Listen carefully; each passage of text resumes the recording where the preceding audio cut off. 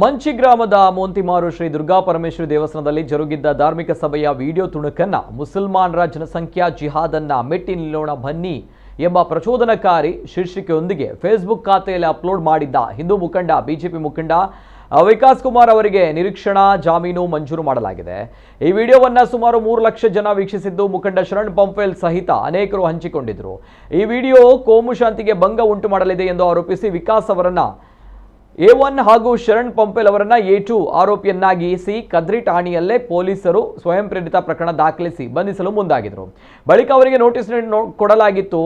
ಇನ್ನು ವಿಕಾಸ್ ಕುಮಾರ್ ಅವರು ಮಂಗಳೂರು ನ್ಯಾಯಾಲಯದಲ್ಲಿ ನಿರೀಕ್ಷಣಾ ಜಾಮೀನು ಅರ್ಜಿ ಸಲ್ಲಿಸಿದರು। ಪ್ರಕರಣದ ವಿಚಾರಣೆ ನಡೆಸಿದ ನ್ಯಾಯಾಲಯ ಅವರಿಗೆ ಷರತ್ತುಬದ್ಧ ನಿರೀಕ್ಷಣಾ ಜಾಮೀನು ಮಂಜೂರು ಮಾಡಿ ತನಿಖೆಗೆ ಸಹಕರಿಸುವಂತೆ ಆದೇಶಿಸಿದೆ।